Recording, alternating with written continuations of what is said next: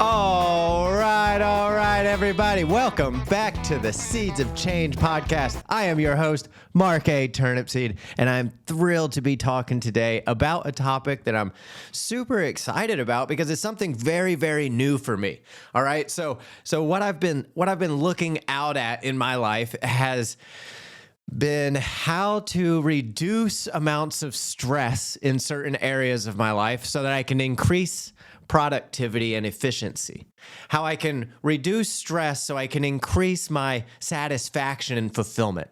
How I can reduce stress so I can be more calm and so I can approach relationships more fully. Can I have a little bit less stress so that I can be more present, so that I can more fully commit myself and my talents and my gifts to whatever is in front of me, whatever I need to accomplish. May that be a relationship, may that be a task at hand, may that be going after my dreams, right? So how am I going to align myself in a way that I'm most able to get through and get into the things that I want to in life, right? Because life for me, it's becoming more and more clear that life is more about this. It's this just. If I view it as a journey, right? If I view it as almost like this life is entertainment, this life is fun, this life is a place for me to go on a long adventure. Throughout an entire lifetime, I really get to spend this whole entire life as an adventurer, as a journeyman. Right? Just going through life and just experiencing it. And it is such a wonderful, wonderful thing when I get to view life that way. Right? Even my work starts to become more of something enjoyable, right? It becomes something more enjoyable. So I've always heard like the art of work, right? But I kind of like the idea of it all being a journey too, right? I do love the concept of it being art and passionate, but I really like the idea of a journey because that shows me that throughout time, it's going to change. It's going to continue to undulate and it's going to have its ups and downs and it's going to be a lot of fun along the way. There's also going to be a whole host of challenges. There's going to be fears. There's going to be uncertainties. There's going to be pains. And then there's going to be super high times, right? And there's going to be super restful times. But how can I best prepare myself? If it's a journey, what I need to do, I need to make sure that I'm prepared for the journey. And in order to do so, in order to do a journey safely, I have to make sure that I am centered, right? That I am grounded.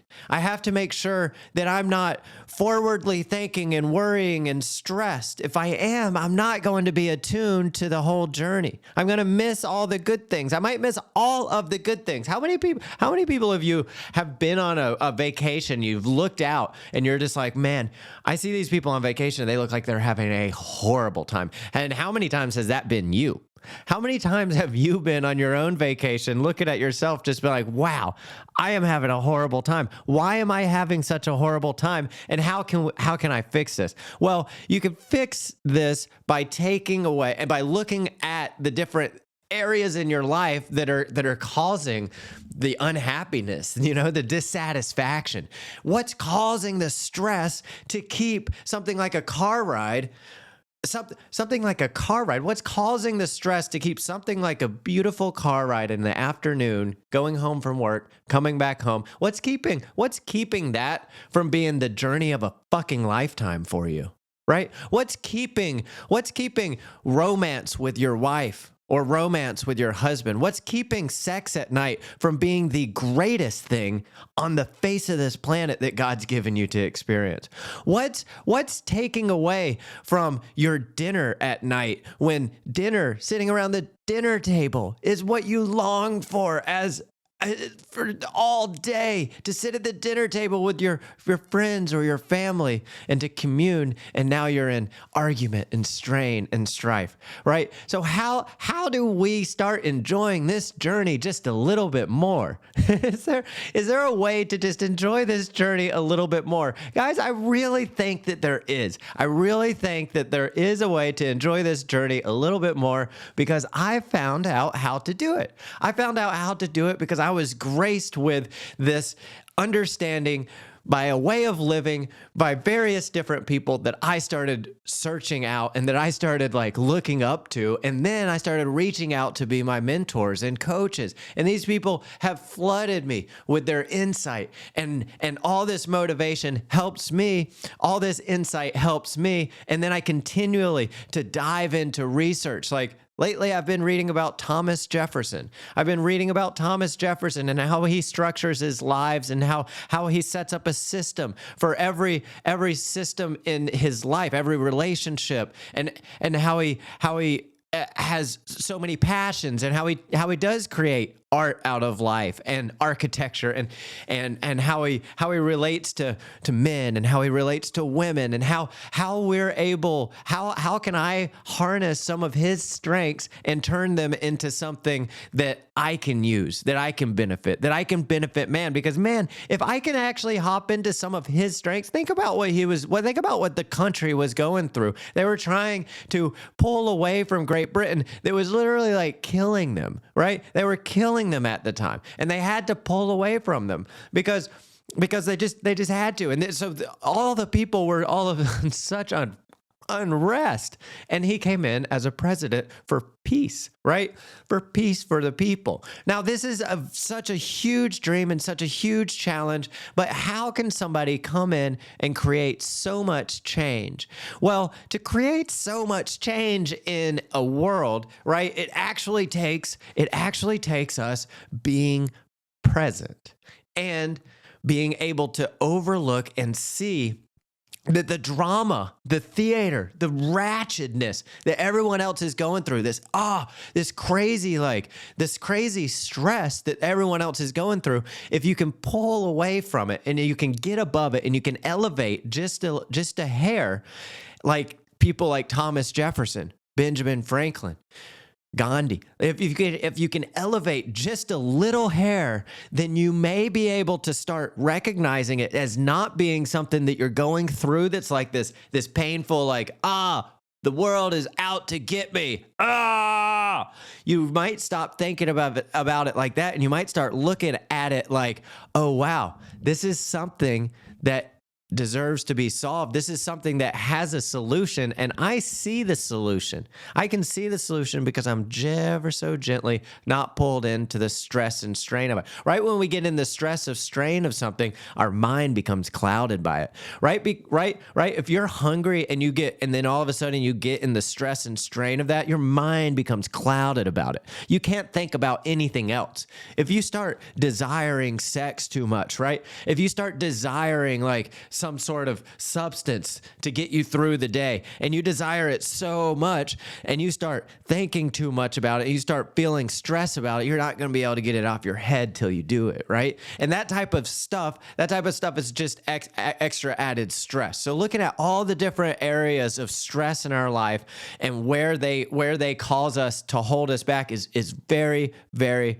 very, very important. Now, I started to, for my whole life, stress has been a physical ailment, okay? Every single time when I was a kid, and up until adulthood now, I still struggle with this, right? When I get really stressed, I start to develop cold sores. I have the herpes on my lips, and it is completely debilitating. It's been going on since I was a kid. And when it happened when I was a kid, I would get so detached from reality that I thought that I was a walking cold sore. That's what I felt like. I felt like I would walk into the mall and everybody would see nothing but my cold sore. That's what I felt like. And it might have been just a little thing, but it feels like it's so big. I would get so weighed down by the stress of it that then it would perpetuate more of the symptom. The cold sores have been my eternal symptom of stress. Cold sores, and asthma and breathing as a child was a sense of stress. Now, the way that I'm starting to recognize as an adult, I look back on those days, and I look back on the days now when I have those situations. So I do actually still have asthmatic type attacks when I'm training for my Ironman stuff. Occasionally, I will get so strained and so stressed that I'll lose focus, and my breathing gets arrhythmic, right? It starts breaking down in all sorts of ways, and I'll start to have a panic attack, and then I'll start to fall into an asthmatic attack, right? And if I can pull myself back just ever so gently, then I can maintain my pace without slipping into that attack. So as I started to notice that was going on, I started to look into my actual other areas of my life, and I was saying, is there any areas where I can hold back a little bit, and I can actually divert the expression of the symptoms that are that cause things like the herpes, that cause things like the panic attacks and asthmatic attacks? Is there any way that I can hold back? And here, over the past few years, I've been practicing this, and I began to notice it through just mindful living, right? I got so tired of those cold sores that I just go, you know what? Every time that I'm starting to get stressed, I'm just going to hold back. That means I take a rest day, right? I take a rest day, but it's not really a rest day. I still work and stuff, but instead of drinking a lot of coffee and pressing forwards, I drink tea all day. I kind of slow back and I hold myself back. And I am not joking. I have basically solved my outbreak of herpes. Because when I start to recognize that I need to hold back, I just gently hold back, and I found the solution to my physical ailment. Y'all, if that's the case, if I found a solution to my physical ailment, that is also the case with culture, community, society.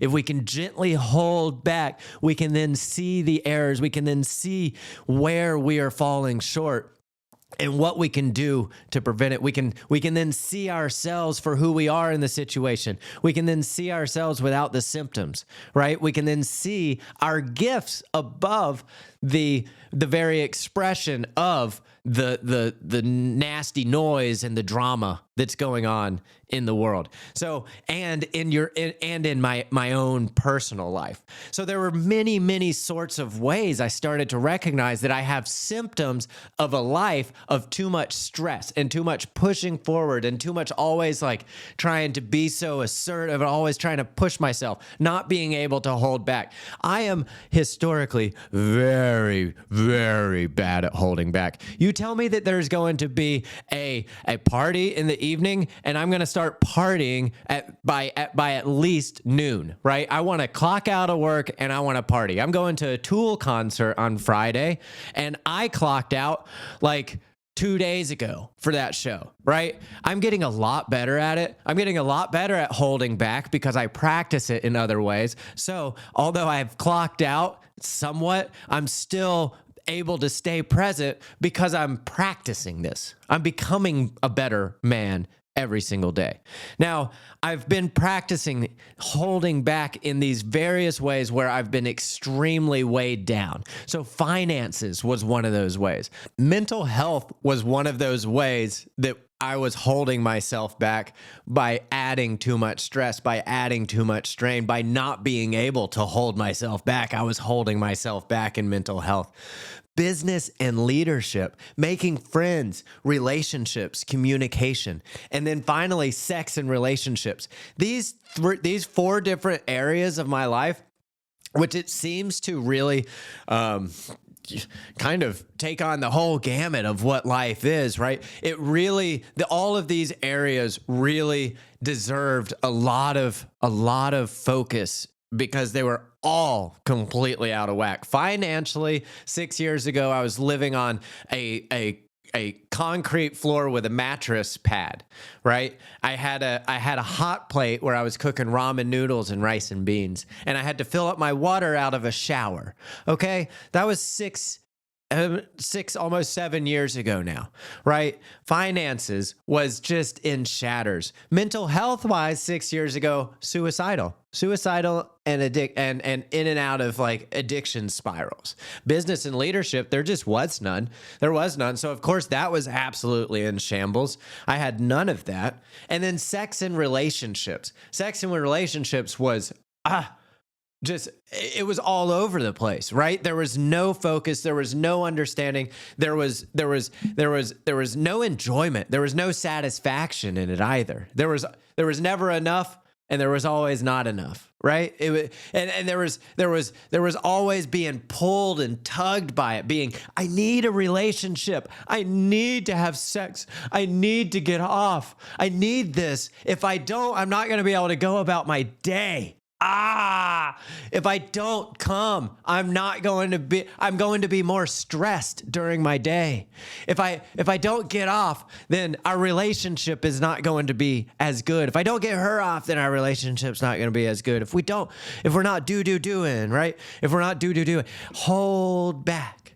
Hold back. There's some magic, everyone. Hold back. There's some magic. In finances, I will have to say that the obvious is very obvious. Hold back a little bit in finances, like just a fucking hair. Just hold back just a little bit and watch how much you save money. It's unbelievable. It's unbelievable if I just hold back a little bit. Like literally, instead of being on my phone shopping, I'll go, okay, I want to get that, so I'm going to hold back and I'm going to wait till I get to my computer, and then I'm going to shop there where I'm going to be able to read more information. That holding back process right there saves myself tons of money, thousands of dollars, probably thousands of dollars. I've never had that issue because I'm a holder backer as it pertains to shopping, as it pertains to being online, as it pertains to that instant buy syndrome. Just hold back gently.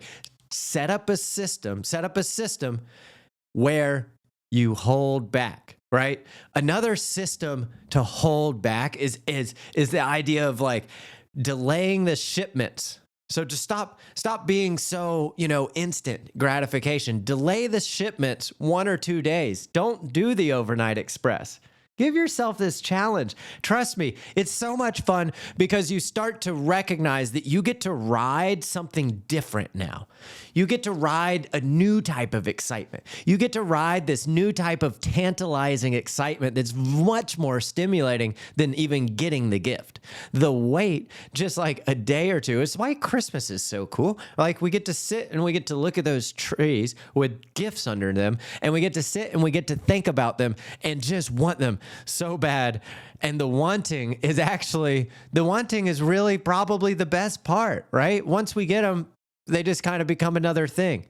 So inside of all this want and desire and finances, guys, just hold back ever so gently. Just hold back. So something that happened to me just recently, okay? I had paid off my car, and it had taken me 3 years to pay off my new hybrid from Toyota. It was a Venza, a wonderful, wonderful vehicle. I absolutely loved the idea of being in a hybrid, and I loved that vehicle.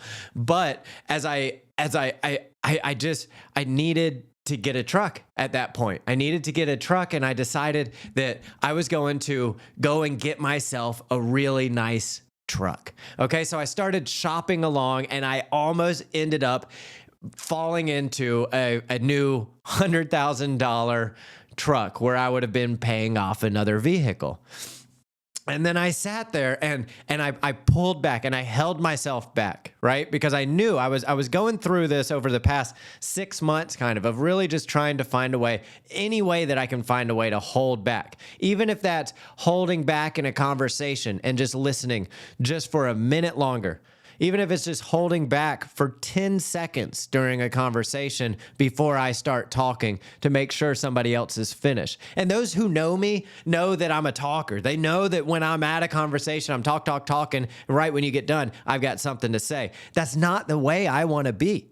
I don't want to be that way. And so I'm starting to try to find a way to hold back, just hold back 10 more seconds, see if somebody else has something to say, and then drive it forward. So I recognized what I was doing at this car dealership, right? I was about to get a new truck and I needed to hold back. So I left and I held back, and then I started to recognize what was really going on inside of my heart. I talked to my girlfriend Anna, and I was like, I really want to get a truck, but it's something just seems wrong. Something seems wrong about me getting out of this brand new, beautiful hybrid that I absolutely love into just a brand new, beautiful truck. It was like, what did I really want? I didn't even know what I really wanted. I was just going after what they told me I wanted, a new truck. I didn't want a new truck. What I wanted deep inside, after I did some meditation and some time, I actually wanted to simplify. I wanted to dub down. I wanted to get out of all that like this car, this hybrid. It steered for me. It would not let me switch lanes if I wanted to. Right? It knew every single music station. It had everything in it. It had all the touch screens. And I would get off of my phone, y'all. I would get off of my phone and I would leave my phone at home so that I could detach from my phone for a couple hours. I would go on a drive and I would be right with my phone again in my car. I had to detach. That's what I wanted. If I had gotten a new truck within 3 more months, I would have been miserable again, wanting just the next thing. I would have been empty inside, being like, oh, what's the next thing? And then I would just put myself back into another loan. That's exactly what they want us to do. The car dealership, right?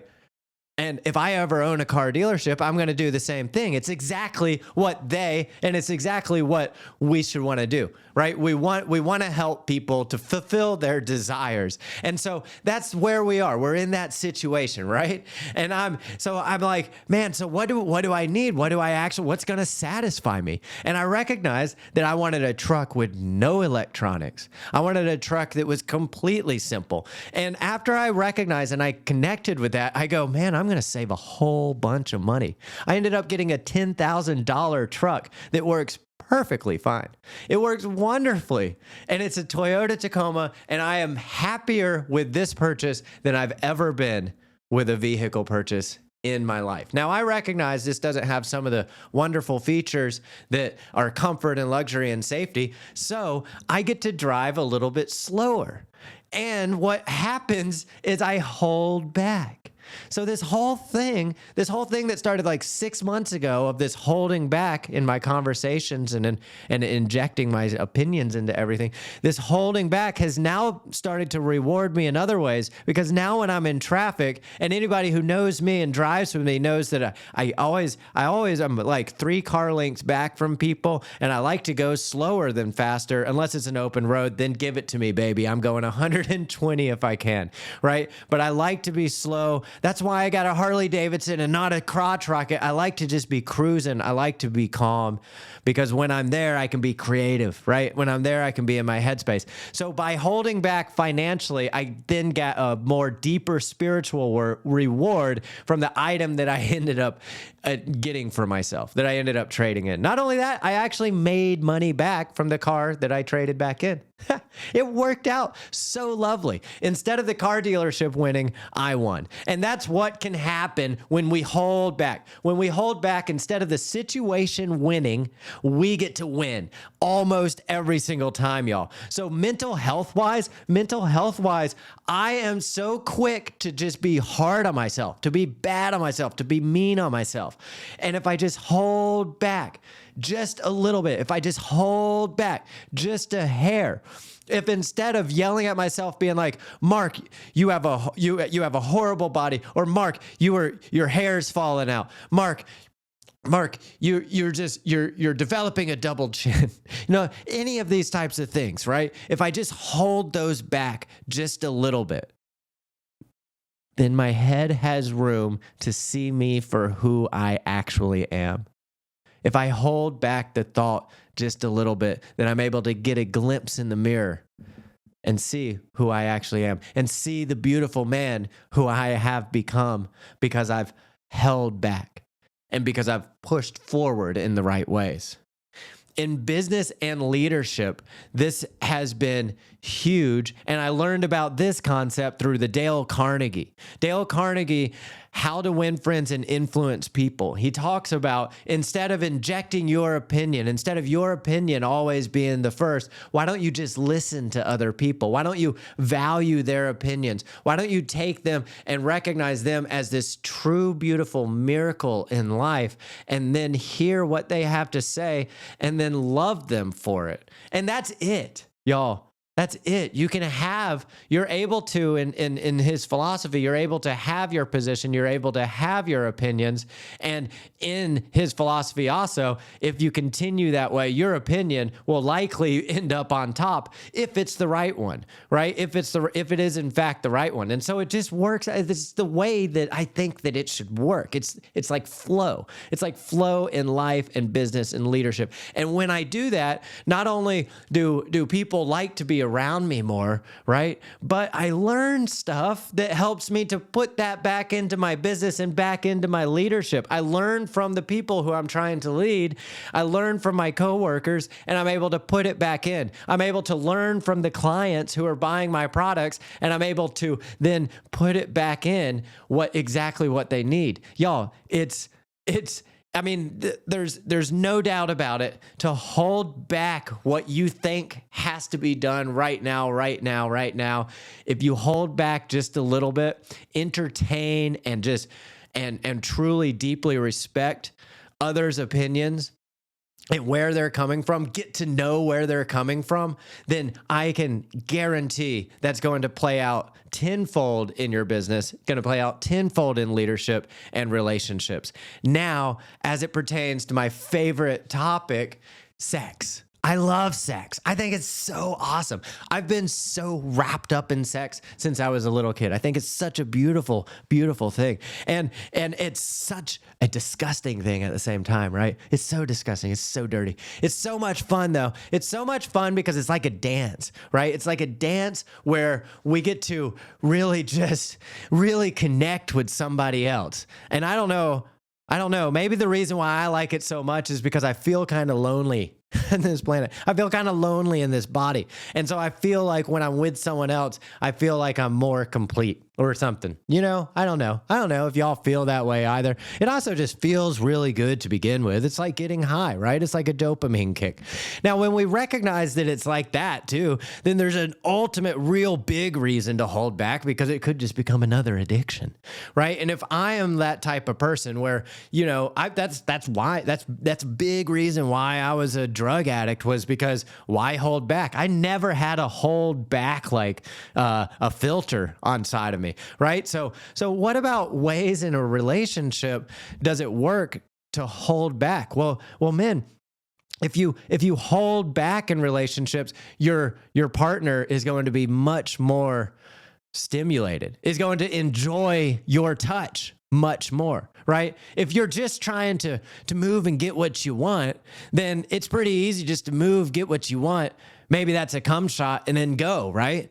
But if you hold back from what you're out there for, just out there, just grinding for it. I see so many men like that in these conversations with girls. They get so nervous because all they're doing is thinking about sex. And I'm just like, just hold back a little bit. Just hold back a little bit and treat this woman like you would in your business and leadership. Treat this woman for her opinions and her knowledge and her beautiful, just grace, just sheer grace and miraculous movement of the feminine can be enough to completely consume everything and completely make you forget about your selfish little cum shot desires, right? Just get involved with the divine feminine and just hold yourself back a little bit and watch the miracle happen in your relationship. I am not joking. I've learned it over the past few months, and it has transformed both my sex life, but also my enjoyment level in other things that otherwise were not so enjoyable in relationships, right? So I didn't like doing things like going to the mall or something and watching a girl try on stuff. I don't even like trying on stuff myself. But now when I go and I watch Anna try on stuff, I am in near tears at just the sheer fact that she is a miracle. Because I hold back just a little bit. I hold back in the theater of life and I look at it. I look out and I go, wow, I am so fucking grateful to be on this journey. It may not be perfect. It may not be perfect in so many ways, but y'all, 6 years ago, I was at the edge of a knife. I was about to fall off of a bridge and I almost shot myself 3 different times in a week. And now I'm here looking out. And I am just in awe that all this gets to happen in front of my eyes. And if I stay there, nothing else needs to happen. And everything is restored within me. Everything is restored within me. I come out of this situation so much more powerful, so much more strong, so much more ready to take on the world because now I've restored all of my energy inside. None of my stress was there. If you haven't gotten there, get there. This is Seeds of Change podcast. I am your host, Mark Turnipseed. Much love, everyone.